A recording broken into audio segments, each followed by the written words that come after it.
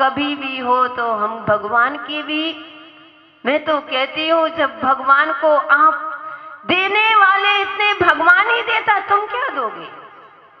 और जो भी आज तुम्हारे पास दौलत है वो इन संतों की ही बदौलत है, ध्यान रखना। जितनी भी दौलत है वह संतों की ही बदौलत है। ऊपर वाला दे रहा है तो तुम अहंकार किसे, इसलिए ऊपर वाला दे रहा है तो कह दो मैं तो कर्ता बन के मैं कुछ नहीं करता, मैं तो अपना कर्तव्य करता हूँ। दानम पूजम मुख्यम, मैं दान और पूजा कर रहा हूँ। इसलिए बंदो भगवान की एक पालकी कभी भी बिहार कहीं अन्य स्थान पर अपन विधान कराते हैं, बड़े बड़े अनुष्ठान होते हैं, हम भगवान को ले जा करके सिर में ले जा करके वहां रखते हैं। नहीं, भगवान की पालकी में भगवान जाते हैं। भगवान मंदिर में हमेशा, हर मंदिरों में एक पालकी होना चाहिए। विमान आदि जो होते हैं, रथ यात्रा होते हैं, हर समय रथ नहीं निकाल सकते हो, लेकिन जब भगवान की दीक्षा के लिए जाते हैं तो किस में जाते हैं? पालकी में जाते हैं ना। इसलिए पालकी शुभ होती है। मंदिर में कभी भी अगर भगवान को ले जाओ तो कम से कम तुम पालकी उठा करके तुम्हारा जीवन सफल हो जाएगा। आए, भगवान को लिया, घंटा बजाया और ले गए, नहीं, भगवान की मंदिर में इतना कोई कमी नहीं है। एक मंदिर में पालकी जरूर होना चाहिए। वो अभी भी हम जिससे कहते हैं वही पालकी देने के लिए तैयार हो जाए, इतने सारे भक्त बैठे हैं। इसलिए मंदिर में ऐसी व्यवस्था बनाओ, जो भी आ रहा है, जो भी लोग दान कर रहे हैं वह सदुपयोग हो, मंदिर के लिए हो, मंदिर के निर्माण के, मंदिर के आयोजन, जो भी जैन धर्म की, जैन समाज की जो भी तुमको कोई भी आगे की रूपरेखा रहती है कि हमको ऐसे बच्चों के स्कूल खुलवाना है, कहीं आश्रम बनवाना है, कुछ उसमें लगवाइए, उसमें पाप नहीं। लेकिन जो घर में रखे हो, तुम्हारे घर में रखते जा रहे हैं बंधु, मैं नहीं कह रही हूँ, बुरा मत मानना, लेकिन एक आगम कह रहा है मंदिर का पैसा आपके घर में रखा है तो आपको निर्माल खाने का दोष लगता है। इसलिए अपनी व्यवस्था अपने हाथ में। तो चलते हैं, अब हम 32वें नंबर की गाथा देख चुके, 33वें नंबर की गाथा देखते हैं। आचार्य महाराज क्या कह रहे हैं, पुस्तक खोलेंगे। पुत्र कलित विधुरो, पुत्र कलित विधुरो, दारिद्रो पंगु मूक वही रंधो,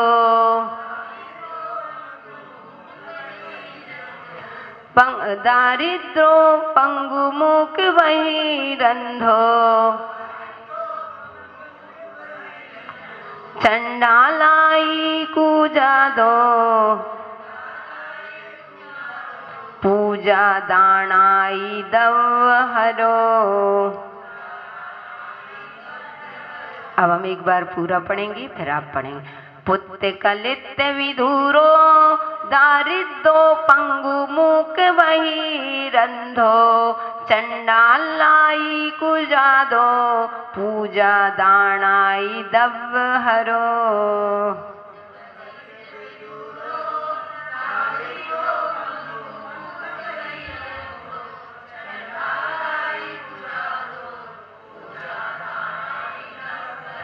यहाँ आचार्य महाराज कह रहे हैं, अब सुनना, अभी तो नरकों की चर्चा कर रहे थे, अब कहते हैं पूजा दानाई, जो पूजा दान आदि के दवहरो, द्रव्य को अपहरण करने वाला, पुत्र कलित विदुरो, पुत्र स्त्री रहित और कैसा होता है, दरिद्रो और दरिद्री होता है, पंगु मूक वैरंदो यानी लंगड़ा, गूंगा, बहरा और अंधा होता है, और कैसा होता है, चंडालाई पूजा दो, और चंडाल आदि होता है, और कुजाति में उत्पन्न होता है। आप देख रहे हो महात्माओं, जो मनुष्य कहते हैं आपने देखा होगा, कहते हैं कैसे है, कहते हैं कि वह लंगड़ा है, हाथ आदि नहीं है, कहीं पैर आदि नहीं है, भीख मांग रहे हैं, इधर भटक रहे हैं, कहीं यहाँ जा रहे हैं। लंगड़े व्यक्ति की स्थिति देखते हैं, लिए हुए हैं एक लकड़ी, वो चलते जा रहे हैं, लोग धक्का मारते जा रहे हैं। ये जीव ये लंगड़ा क्यों हुआ? अब चिंतन करना, किसी अगर कोई व्यक्ति तुमको लंगड़ा दिख जाए तो कह रहे हैं कि इसका कर्म है, पूर्व में इसने जिनेंद्र भगवान के द्रव्य का अपहरण किया था, यानी ग्रहण किया था, उसको छुपा लिया था। क्योंकि बंधुओं, लोभ और राग ने धर्म की आजकल परिभाषा ही बदल दी है। अपने मन से आज जिनवाणी को इस लोभ और राग के वशीभूतों का लोगों ने जिनवाणी को जिनवाणी नहीं मनवाणी बना करके रख लिया है। और जब तक मनवाणी बनेगी, करो मनमानी करी थी ना अपनी, आज लंगड़ा बन गए, कहते हैं बहरे हो गए, सुनाई नहीं पड़ रहा है, जन्म लेते ही गूंगे हो गए, मनुष्य पर्याय तो पा गए, पहले ही मनुष्य आयु का बंद कर लिया था।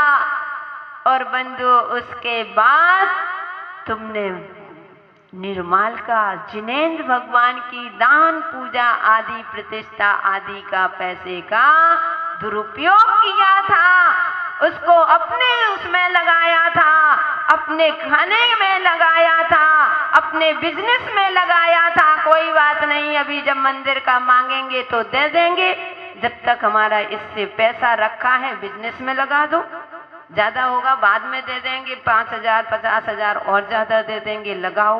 ओहो, मंदिर का लगा रहे हो, बिजनेस कर रहे हो, इसलिए कहते हैं कि मूक होते हैं, बधिर यानी कहते बहरे होते हैं, अंधे होते हैं, पंगु होते हैं। और कहते हैं कि आज पुत्र को शादी नहीं हुई, पूरी जीवन निकल गया, पिता सोच में पड़ा है, कह रहे हैं कि पुत्र की शादी हो जाए, शादी हो जाए, 20 साल का हो गया, 30 35 40 45 लोग पूरा जीवन ऐसे बैठे हैं, स्त्री नहीं मिल रही है।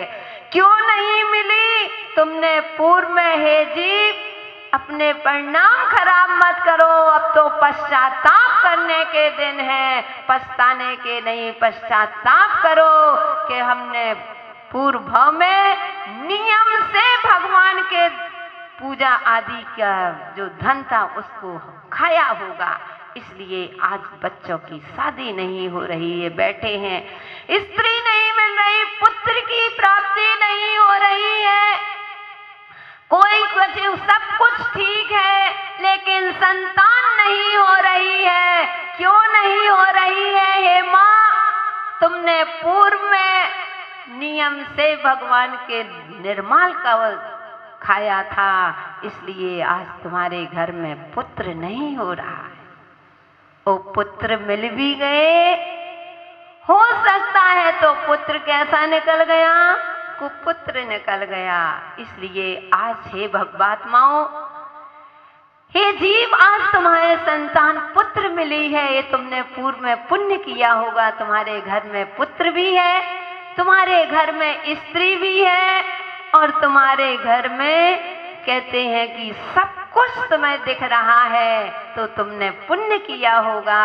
कम से कम अब पुण्य में आकर के पुण्य ही करना, कभी भाव आ गए हो तो पश्चाताप करना, प्रायश्चित करना। और ऐसे कहते हैं जो द्रव्य खाता है और तू स्त्री आदि से रहित होते हैं, पुत्र प्राप्ति नहीं होती है, और दूसरे कहते हैं कि चंडाल आदि बनते हैं। चंडाल तो चंडाल, मारो काटो, कहते जिंदगी बर्बाद, न इस भाव में सुख और ना अगले भाव में सुख, कोई सुख नहीं है। तो चंडाल आदि के हो, ऐसा नहीं कि एक भाव के लिए कहते हैं 60 जब बता दिया कि 60,000 वर्ष विष्टा के कीड़ा बनते हैं, मैं तो बात को इसलिए दोहरा रही हूँ क्योंकि अच्छी बातें भूल जाते हैं और बुरी बातें हम याद रखते हैं। अच्छी बातों के लिए माता जी हमारा क्षयोपशम नहीं है, क्षयोपशम नहीं है। तो जो बुरी बातें किसी ने गाली दी थी उनको भूल जाओ, तब हम समझेंगे कि आपके पास क्षयोपशम नहीं है। आज हमारे 25 साल पहले हमें पड़ोसी ने क्या क्या शब्द कहे थे हमारे साथ, हमारी सासू माँ ने क्या क्या व्यवहार किया था, आज शब्द बाई शब्द पूछ लो और धर्म के लाने हमको याद नहीं रहता। प्रवचन तो बहुत अच्छा हुआ था, भक्ति की बात नहीं, भक्ति हर जगह होती है, लेकिन महिलाओं में पुरुषों में एक श्रावक के अंदर इतनी दान की भावना और इतने त्याग की भावना, इतने उपास व्रत आदि करते हैं। वो कितने लोग इस मलेच्छ खंड से ही महाराज माता जी बन गए। ये धर्म नगरी, ये अब मलेच्छ नगरी नहीं, अब धर्म नगरी हो गई। इस धर्म नगरी में आकर के बंधो कभी धर्म क्षेत्र में ओ, आज देखो किसकी रचना हो गई, धर्म चक्र की रचना हो। क्या कमाल है गुवाहाटी में, कैसे कैसे लोग रचना कर देते हैं, क्या नेमिनाथ भगवान का क्या चमत्कार है। कैसे तो बंधो जब यह धर्म नगरी परायण, धर्म परायण नगरी कहेंगे हम इस गुवाहाटी को, तो बंधो वहाँ के लोग कभी पाप तो करेंगे ही नहीं। जब जागो तभी सवेरा और जब सो तभी अंधेरा, इसलिए हम जगाते हैं। तो अपन ने देखा था कि 60,000 वर्ष तक विष्टा के कीड़े बनते हैं। नहीं, हमको अब अपने जीवन का कल्याण करना है।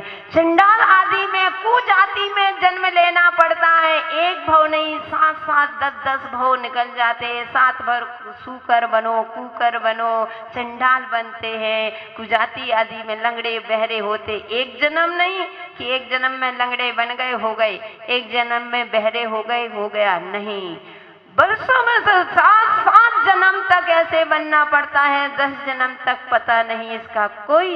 इसलिए भवात्माओं अपने इन चीजों को, क्योंकि बिन जाने ते दोष गुणन को कैसे तजिए गई। तो आचार्य भगवान कहते हैं कि इसलिए कहा जो संसार से भयभीरु होता है वह भव होता है। इसलिए वह कहाँ खेत में सुन रहा, सभा में इतने लोग बैठे, किसी ने उठ के इतने घबराया हुआ नहीं, वो तो सुन रहे हैं। अब श्रोता बन के बन रहे कि श्रोता बन के सुन रहे क्या पता, लेकिन वह सुन रहा, खेत से भागता हुआ और सीधे कहाँ आ गया, समूह शरण में, जहाँ आचार्य परमेष्टि चार चतुर्विशंग विराजमान होता है। उसको क्या कहते हैं, एक समूह शरण। जहाँ आचार्य परमेष्टि सिंहासन में विराजमान है, उन्होंने कहा इतने बड़े संघ के समूह शरण में, और वो आ गया। वो आचार्य भगवान से कहता है, भगवान मैं भव हूँ कि अभव, इसलिए रे भयभीरु है, इसलिए हे जीव तुम नियम से भव हो। जिनकी इतनी करुणा, वह गदगद हो जाता है बंधु। तो आचार्य श्री की करुणा दया हर जीवों के प्रति जो उन्होंने कल्याण किया है, यह भारत भूमि हमेशा उनकी ऋणी रहेगी। उनके उपकारों को कभी भूल नहीं पाएगी। भले ही विद्यासागर महाराज, विराग सागर महाराज गुवाहाटी में नहीं आए, लेकिन गुवाहाटी वाले कहते हैं द्रोणाचार्य जैसे एकलव्य की तरह की मूर्ति बना करके पूजन करते हैं। उसने एकलव्य ने इतनी भक्ति की थी, इतनी भक्ति की थी, एकलव्य तो है ना, इतनी भक्ति की द्रोणाचार्य की, उन्होंने अपना शिष्य स्वीकार नहीं किया था, लेकिन मिट्टी के गुरु बना करके उन्हें अपनी शिक्षा प्राप्त कर ली थी। ऐसे ही भले ही इस आसाम प्रांत में न अभी आचार्य विद्यासागर जी महाराज आए, न आचार्य विराग सागर जी महाराज आए, लेकिन गुवाहाटी वाले आसाम वासी उनको एक मूर्ति प्रतिमा को देख करके और उनकी तस्वीर को देख करके वो अपनी आस्था के गुरु बना करके उनकी भक्ति करके पूजन करके अपना कल्याण कर लेते हैं। नियम से हम सभी का कल्याण होगा। मैं तो हमेशा कहती हूँ, आचार्य विद्यासागर जी महाराज कहते मैंने दर्शन भले नहीं किए, लेकिन मेरी आस्था 3 करोड़ मुनि महाराज के प्रति रहती है। बस इतना है, वे विमान से जा रहे हैं, वो हम मेढक बन के जा रहे हैं, लेकिन पहुंचेंगे समोसरन में जरूर। तो ऐसे आचार्य भगवान के आचार पदारोहण दिवस पर हम सभी माता जी की तरफ से त्रय भक्ति पूर्वक कोटि कोटि नमोस्तु करते हैं कि हे भगवान, जिस पथ पर आप चले हैं उसी पथ पर हम लोग भी चल रहे हैं, ऐसा आपका आशीष मिले, ऐसा आशीर्वाद मिले। तो सभी के पुनः गुरु के चरणों में त्रय भक्ति पूर्वक कोटि कोटि नमोस्तु। और आज आचार पदारोहण दिवस मना करके गुवाहाटी वालों का भी सौभाग्य है, लेकिन हमारा परम सौभाग्य है। नहीं तो इतने समय बिहार चलते हैं, नहीं मना पाते हैं, जितनी धूमधाम से मनाना चाहिए नहीं मना पा रहे हैं। लेकिन आज हमारा बिहार नहीं हुआ, हम गुवाहाटी में बैठे हैं, इसलिए गुवाहाटी वालों के साथ साथ हम भी सौभाग्यशाली हैं। ऐसा नहीं है हम सौभाग्यशाली नहीं, ऐसा नहीं है आपको ही, आप दर्शन कराते हैं तो आपको ही आशीर्वाद मिलेगा, हमको भी पूरा आशीर्वाद है। जब हम नमस्कार करते हैं तो आशीर्वाद तुरंत मिलता है। पुनीत भावना के साथ बोले महावीर भगवान।